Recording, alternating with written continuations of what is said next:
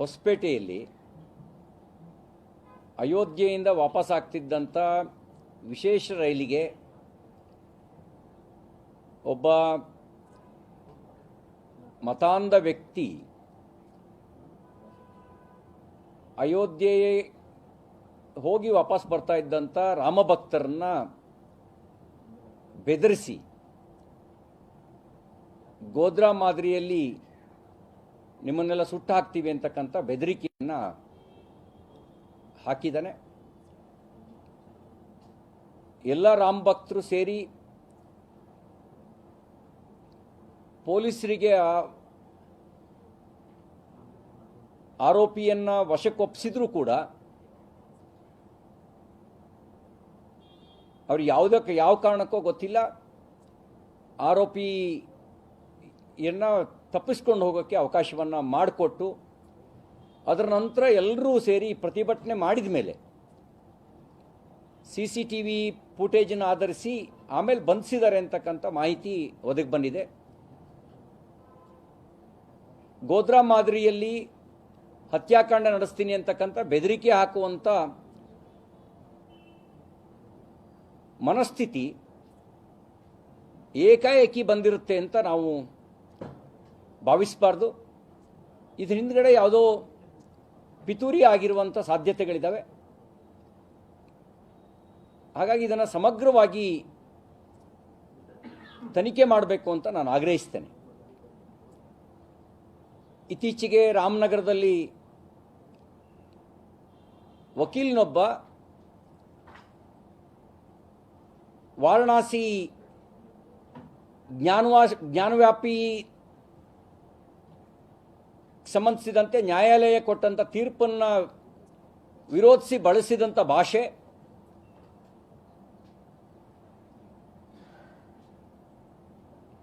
ಈಗ ಹಿಂದಿನ ಬಳ್ಳಾರಿ ಈಗಿನ ವಿಜಯನಗರ ಜಿಲ್ಲೆಯ ಹೊಸಪೇಟೆಯಲ್ಲಿ ನಡೆದಂಥ ಕೃತ್ಯ ಇವು ಕೇವಲ ಐಸೋಲೇಟೆಡ್ ಇನ್ಸಿಡೆಂಟ್ ಅಂತ ಹೇಳಿ ಭಾವಿಸಬಾರ್ದು.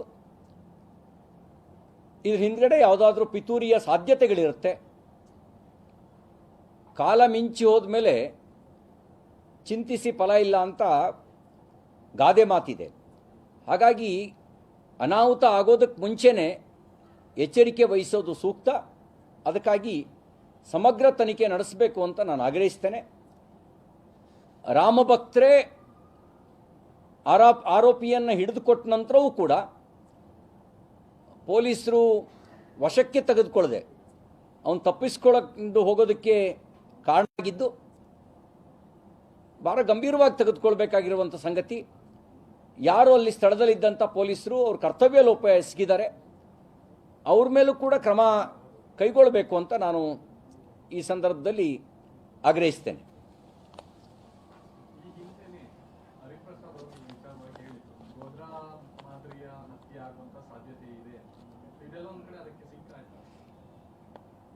ಹರಿಪ್ರಸಾದ್ರು AICCಯ ಪ್ರಧಾನ ಕಾರ್ಯದರ್ಶಿ ಆಗಿದ್ದರು, ರಾಜ್ಯಸಭಾ ಸದಸ್ಯರಾಗಿದ್ದರು. ನಾವು ಅವತ್ತೇ ಹೇಳಿದ್ವಿ, ಅವರಿಗೆ ಬರುವ ಮಾಹಿತಿ ಸುಮ್ಮನೆ ಹೇಳಿರ್ತಾರೆ ಅಂತ ಅಂದ್ಕೊಳ್ಬಾರ್ದು, ಅವ್ರನ್ನೂ ಕೂಡ ಇದಕ್ಕೆ ಸಂಬಂಧಪಟ್ಟಂತೆ ತನಿಖೆಗೆ ಒಳಪಡಿಸಬೇಕು ಅಂತ ಹೇಳಿದ್ವಿ. ಈಗ ಹರಿಪ್ರಸಾದ್ರು ಹೇಳಿದ ಹೇಳಿಕೆ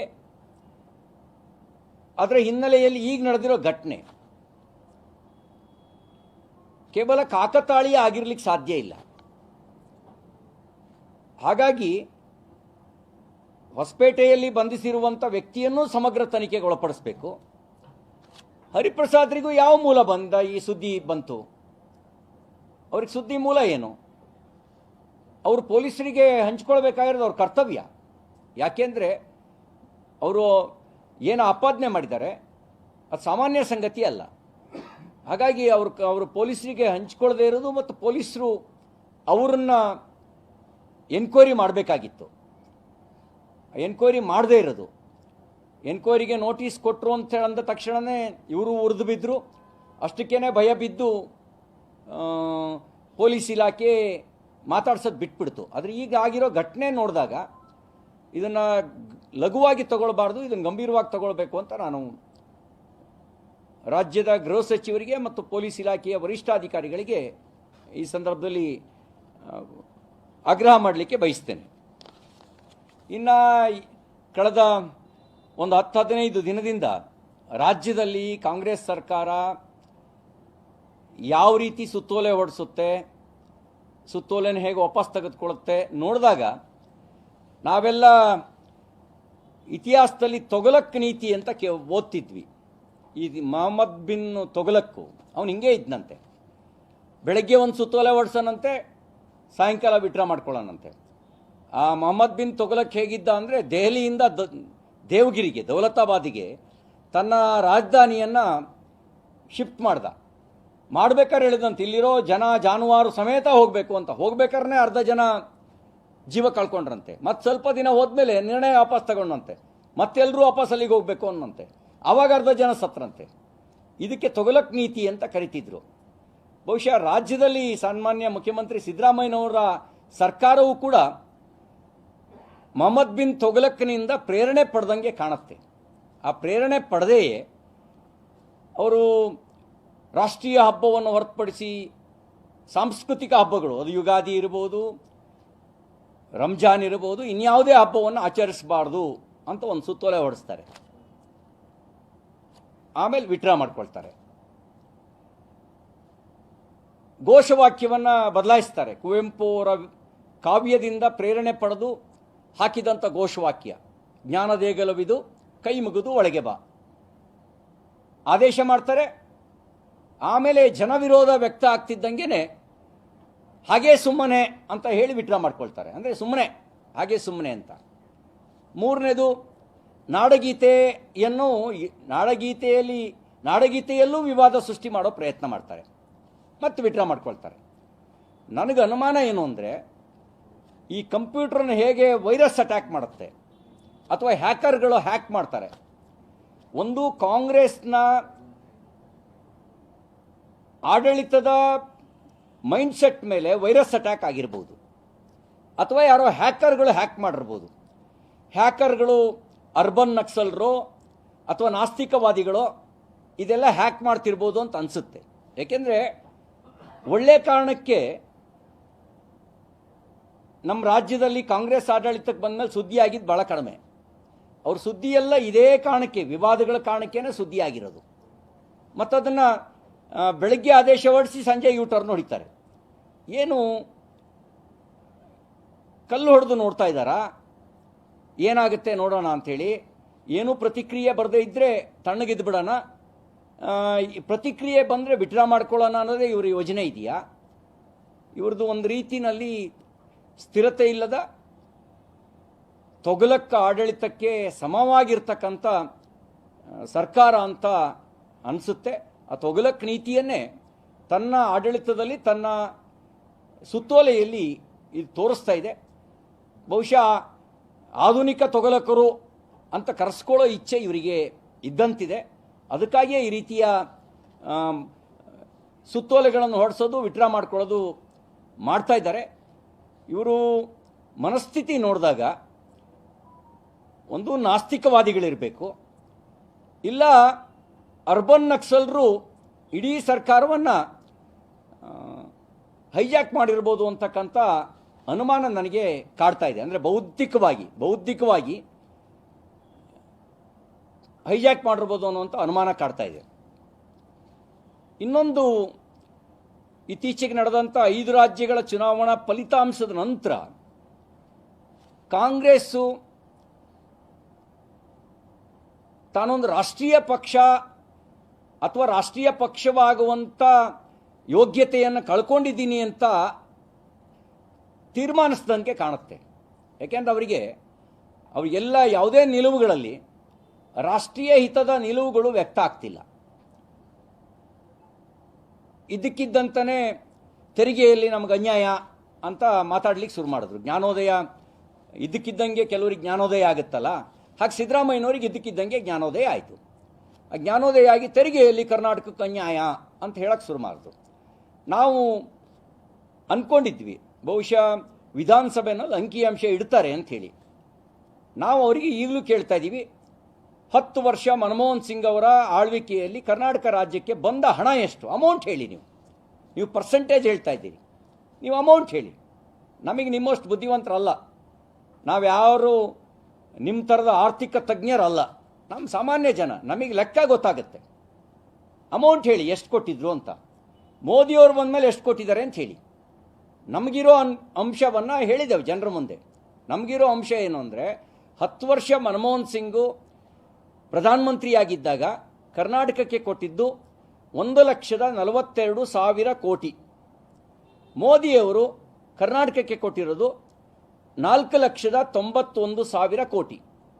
ಮನಮೋಹನ್ ಸಿಂಗ್ ಅವರಿಗಿಂತ ಮೋದಿಯವರು 3,49,000 ಕೋಟಿ ಹೆಚ್ಚಿಗೆ ಕೊಟ್ಟಿದ್ದಾರೆ ಅನ್ನೋದು ನಮ್ಮ ಹತ್ರ ಇರೋ ಮಾಹಿತಿ. ನಾವು ಇದಕ್ಕೆ ಸಂಬಂಧಪಟ್ಟಂತೆ ಅಂಕಿಅಂಶವನ್ನು ಮಾನ್ಯ ಮುಖ್ಯಮಂತ್ರಿ ಸಿದ್ದರಾಮಯ್ಯನವರು ನೀವು ಹೇಳಬೇಕು, ಈ ಅಂಕಿಅಂಶ ಹೇಳಿ. ಆದರೆ ನೀವು ಅನ್ಯಾಯ ಆಗಿದೆ ಅಂತ ನಿಮ್ಮ ಮನಸ್ಥಿತಿ ಹೇಗಿದೆ ಅಂತ ಹೇಳಿದ್ರೆ, ಕೆಲವು ರೀಜನಲ್ ಪೊಲಿಟಿಕಲ್ ಪಾರ್ಟಿಗಳು ಸದಾ ಸಂಘರ್ಷದ ಮನಸ್ಥಿತಿಯಲ್ಲೇ ಇರ್ತವೆ. ಅವು ಮಾತ್ರ ಎಲ್ಲ ಸಂದರ್ಭಗಳಲ್ಲೂ ಕೇಂದ್ರದ ಕಡೆಗೆ ಬೆಟ್ ಮಾಡಿ ತೋರಿಸೋದು, ಕೇಂದ್ರದಿಂದ ಅನ್ಯಾಯ ಆಗಿದೆ ಅಂತ ಹೇಳೋದು, ಇಂಥ ಸಂಗತಿಗಳನ್ನು ಮಾಡ್ತಾ ಇರ್ತವೆ. ನೀವು ಕಾಂಗ್ರೆಸ್ನವರು ತೀರ್ಮಾನ ಮಾಡಿರಬೇಕು, ನಮ್ಮದು ರಾಷ್ಟ್ರೀಯವಾಗಿ ಅಸ್ತಿತ್ವ ಕಳ್ಕೊಂಡಿದ್ದೇವೆ, ಇನ್ನೇನಿದ್ರು ಅಳಿದುಳಿದ ರಾಜ್ಯಗಳಲ್ಲಿ ನಾವು ಸ್ವತಂತ್ರವನ್ನು ಘೋಷಣೆ ಮಾಡಿಕೊಂಡು ಕೆಲವೊಮ್ಮೆ ರಾಜ ದುರ್ಬಲ ಆದಾಗ ಈ ಜಾಗೀರ್ದಾರರು ಇರ್ತಾರಲ್ಲ, ಪಾಳೆಗಾರರು, ಅವರೇ ಸ್ವತಂತ್ರ ರಾಜ್ಯ ಅಂತ ಘೋಷಣೆ ಮಾಡ್ಕೊಳ್ತಾರೆ ಅಂತ ಕಾಣುತ್ತೆ. ಇವರಿಗೆ ಕಾಂಗ್ರೆಸ್ನವರಿಗೂ ಸಿದ್ದರಾಮಯ್ಯನವರಿಗೂ ಅನಿಸಿರಬೇಕು, ನಮ್ಮ ರಾಜ, ನಮ್ಮ ರಾಜಕುಮಾರ ರಾಹುಲ್ ಗಾಂಧಿ ದುರ್ಬಲ ಆಗಿದ್ದಾರೆ, ಸೋನಿಯಾ ಗಾಂಧಿಯವರು ದುರ್ಬಲ ಆಗಿದ್ದಾರೆ, ಖರ್ಗೆ ಅವ್ರನ್ನ ನಾವು ಲೆಕ್ಕಕ್ಕೆ ಇಟ್ಟಿಲ್ಲ ಅಂತ ಅನಿಸಿರ್ಬೋದು. ಅನ್ನಿಸಿ ಇವರು ಸ್ವತಂತ್ರ ಘೋಷಣೆ ಮಾಡುವ ಹವಣಿಕೆನಲ್ಲಿ ಈ ರೀತಿ ಕೇಂದ್ರದ ಕಡೆಗೆ ಬೆಟ್ಟು ಮಾಡಿ ತೋರಿಸುವಂಥ ಕೆಲಸವನ್ನು ಮಾಡ್ತಿರ್ಬೋದು ಅಂತ ನಮ್ಗೆ ಅನುಮಾನ ಬರ್ತಾ ಇದೆ. ನಿನ್ನೆ ಒಂದು ನಿರ್ಣಯ ಪಾಸ್ ಮಾಡಿದ್ದಾರೆ ರಾಜ್ಯದ ವಿಧಾನಸಭೆಯಲ್ಲಿ. ಆ ನಿರ್ಣಯದಲ್ಲೂ ಕೂಡ ಇವರೊಂದು ಸಮಗ್ರವಾಗಿ ಭಾರತದ ದೃಷ್ಟಿಕೋನದಲ್ಲಿ ಆಲೋಚನೆ ಮಾಡುವ ಅಥವಾ ನಮ್ಮ ನಾಡಗೀತೆಯ ಆಶಯಕ್ಕೆ ತಕ್ಕಂತೆ ಚಿಂತಿಸುವ ಮನೋಭಾವನೆಯನ್ನು ಇವರು ವ್ಯಕ್ತಪಡಿಸಿಲ್ಲದೆ ಇರೋದು ಭಾಳ ಸ್ಪಷ್ಟವಾಗಿ ಗೊತ್ತಾಗ್ತಾ ಇದೆ. ಇವ್ರ ನಿರ್ಣಯ ಏನು? ಇವರ ನಿರ್ಣಯ ಕೇಂದ್ರದಲ್ಲಿ ತೆರಿಗೆ ಪಾಲು ನಮಗೆ ಅನ್ಯಾಯ ಆಗ್ತಾ ಇದೆ ಅನ್ನುವಂಥದ್ದು ನಿರ್ಣಯ ಮಾಡಿದ್ದಾರೆ.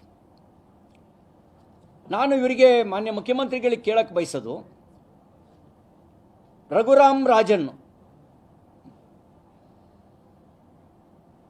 ನರೇಂದ್ರ ಮೋದಿಯವರು ನೇಮಕ ಮಾಡಿದಂಥವ್ರಲ್ಲ, ಮನಮೋಹನ್ ಸಿಂಗ್ ಅವರು ಪ್ರಧಾನಮಂತ್ರಿ ಆಗಿದ್ದಾಗಲೇ ನೇಮಕ ಆದಂಥವ್ರು.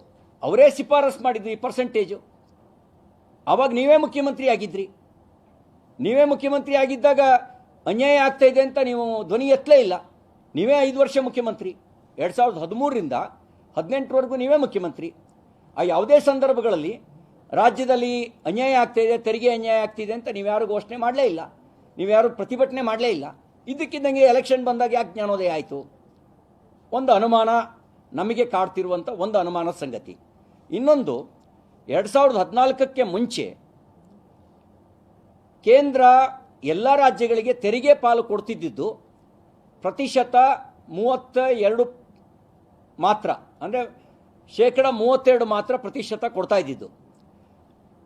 ನರೇಂದ್ರ ಮೋದಿಯವರು ಪ್ರಧಾನಮಂತ್ರಿ ಆದಮೇಲೆ ಅದನ್ನು 42ಕ್ಕೆ ಏರಿಸಿದ್ರು, 10% ಜಾಸ್ತಿ ಮಾಡಿದ್ರು. ಹಿಂದೆ ಕಾಂಗ್ರೆಸ್ 32% ಕೊಡ್ತಿದ್ದಾಗ ನೀವು ಭಯ ಬಿಡಲಿಲ್ಲ. ಸಿದ್ದರಾಮಯ್ಯನವರು ಅದಕ್ಕೆ ಮುಂಚೆ ಉಪಮುಖ್ಯಮಂತ್ರಿ ಆಗಿದ್ದರು, ಹಣಕಾಸು ಖಾತೆ ಸಚಿವರಾಗಿದ್ದರು. ಆ ಸಂದರ್ಭದಲ್ಲೂ ನೀವು ಬಾಯಿ ಬಿಡಲಿಲ್ಲ. ಬಾಯೇ ಬಿಡದೇ ಇದ್ದಂಥ ನೀವು ಈಗ ಪ್ರತಿಶತ 42 ಕೊಟ್ಟಿದ್ದಲ್ದಲೇ ಅನುದಾನ ಮತ್ತು ವಂತಿಗೆಯಲ್ಲಿ, ಅಂದರೆ ಕೇಂದ್ರ ಪುರಸ್ಕೃತ ಯೋಜನೆಗಳು ಮತ್ತು ಗ್ರಾಂಟ್ನಲ್ಲಿ ಹೆಚ್ಚಿಗೆ ಕೊಟ್ಟ ನಂತರನೂ ಕೂಡ ಅನ್ಯಾಯ ಆಗಿದೆ ಅಂತ ನೀವು ಸುಳ್ಳು ಹೇಳ್ತಾ ಇದ್ದೀರಿ. ಆ ಸುಳ್ಳು ಹೇಳ್ತಿರೋದನ್ನು ನೋಡಿದಾಗ ನಿಮ್ಮ ಉದ್ದೇಶ ಸ್ಪಷ್ಟ. ನಿಮಗೆ ಎಲೆಕ್ಷನ್ನಿಗೆ ಅಜೆಂಡಾ ಇಲ್ಲ, ಮೋದಿಯವರ ಅಲೆ ಇದೆ ಅನ್ನೋದನ್ನು ನೀವು ಗ್ರಹಿಸಿದ್ದೀರಿ.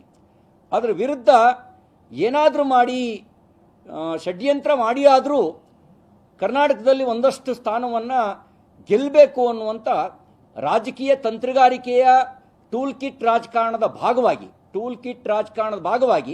ಈ ರೀತಿ ಸುಳ್ಳು ಆರೋಪವನ್ನು ಹೊರಿಸ್ತಾ ಇದ್ದೀರಿ ಅಂತಕ್ಕಂಥ ಅನುಮಾನ ನಮಗೆ ಕಾಡ್ತಾ ಇದೆ. ಅದಕ್ಕೆ ನಾನು ನಿಮ್ಮಲ್ಲಿ ಸಾರ್ವಜನಿಕವಾಗಿ ಆಗ್ರಹ ಪಡೋದಿಷ್ಟೇ, ಮೋದಿಯವರು 9.5 ವರ್ಷದಲ್ಲಿ ಕೊಟ್ಟ ಅನುದಾನ ಎಷ್ಟು, ಯೋಜನೆಗಳಿಗೆ ನೀಡಿದ ಹಣ ಎಷ್ಟು, ಹಾಗೆಯೇ ತೆರಿಗೆ ಪಾಲು ಎಷ್ಟು ಅನ್ನೋದನ್ನು, ಎಷ್ಟು ಕೋಟಿ ಕೊಟ್ಟಿದ್ದಾರೆ ಅನ್ನೋದನ್ನು ಕೋಟಿಗಳ ಲೆಕ್ಕದಲ್ಲಿ ಹೇಳಿ ಜನಸಾಮಾನ್ಯರಿಗೂ ಅರ್ಥ ಆಗುತ್ತೆ. ಅದೇ ಥರ ಮನಮೋಹನ್ ಸಿಂಗ್ ಅವರು ಪ್ರಧಾನಿಯಾಗಿದ್ದ 10 ವರ್ಷದಲ್ಲಿ ಕೊಟ್ಟಂಥ ಹಣ ಎಷ್ಟು ಅನ್ನೋದನ್ನು ಕೋಟಿಗಳ ಲೆಕ್ಕದಲ್ಲಿ ಹೇಳಿ ಅಂತ ನಾನು ಅವರಿಗೆ ತಮ್ಮ ಮೂಲಕ ನಾನು ಆಗ್ರಹಿಸಲಿಕ್ಕೆ ಬಯಸ್ತೇನೆ.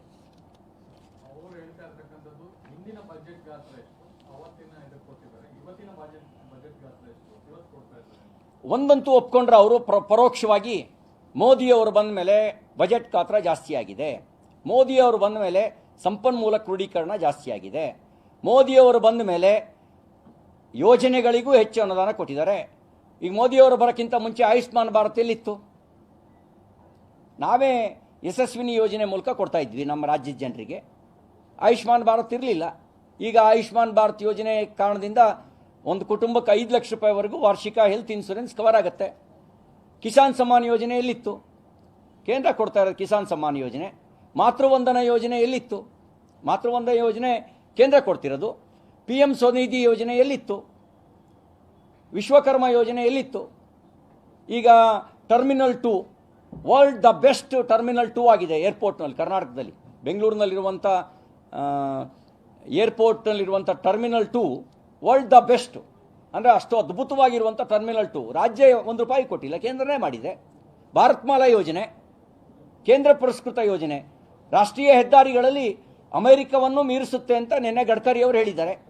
ಕರ್ನಾಟಕ ರಾಜ್ಯ ಅಮೆರಿಕವನ್ನು ಮೀರಿಸುವಂತೆ ಹೈವೇ ಡೆವಲಪ್ ಆಗುತ್ತೆ ಅಂತ ಹೇಳಿದ್ದಾರೆ. ಸಿದ್ದರಾಮಯ್ಯನವರ ಆರೋಪ ಇರೋದೇನೆಂದರೆ ರಾಜ್ಯ ಸರ್ಕಾರ ಸುಮಾರು 4,37,30,000 ಕೋಟಿಯಷ್ಟು ತೆರಿಗೆಯನ್ನು ಕಟ್ಟುತ್ತೆ, 50,000 ಕೋಟಿಯಷ್ಟು ಮಾತ್ರ ನಮ್ಗೆ ವಾಪಸ್ ಕೊಡ್ತಾ ಇದೆ. ಅಲ್ಲ, ಪರ್ಸೆಂಟೇಜ್ ವೈಸಲ್ಲಿ ಅದು ಅಮೌಂಟ್ ರೀತಿಯಲ್ಲಿ ನೋಡೋದು ತೀರಾ ಕಡಿಮೆ ಇದು. 50% ಆದರೂ ಬರಬೇಕು. ಒಂದೇನು ಅಂದರೆ ಅವ್ರು ಹೇಳ್ತಾ ಇದ್ದಾರಲ್ಲ, ಅವ್ರು ಕಂಪೇರ್ ಮಾಡಲಿ. ನಾನು ಅವ್ರಿಗೆ ವಿನಂತಿ ಮಾಡ್ತಾನೆ, ಯು ಶುಡ್ ಕಂಪೇರ್. ನೀವು ಕಂಪೇರ್ ಮಾಡಿ. ಹಿಂದಿದ್ದ ಕಾಂಗ್ರೆಸ್ ಸರ್ಕಾರ ಎಷ್ಟು ಪರ್ಸೆಂಟೇಜ್ ಕೊಡ್ತಾ ಇತ್ತು, ಈಗ ಎಷ್ಟು ಕೊಡ್ತಾ ಇದ್ದಾರೆ, ಅದಕ್ಕಿಂತ ಕಡಿಮೆನಾ ಹೆಚ್ಚು? ಜನರ ಮುಂದೆ ಇಡಿ. ನಿಮ್ಮ ಪ್ರಕಾರ ಮನಮೋಹನ್ ಸಿಂಗ್ ಅವರ ಅವಧಿಯಲ್ಲಿ ರಾಜ್ಯ ಸರ್ಕಾರ ಎಷ್ಟು ತೆರಿಗೆ ಕಟ್ತಾ ಇದ್ದಾರೆ? ಮನಮೋಹನ್ ಸಿಂಗ್ ಅವಧಿಯಲ್ಲಿ ಎಷ್ಟೇ ಕಟ್ತಾ ಇದ್ರು ಪ್ರತಿಶತ 32 ಮಾತ್ರ ಬರ್ತಾ ಇತ್ತು.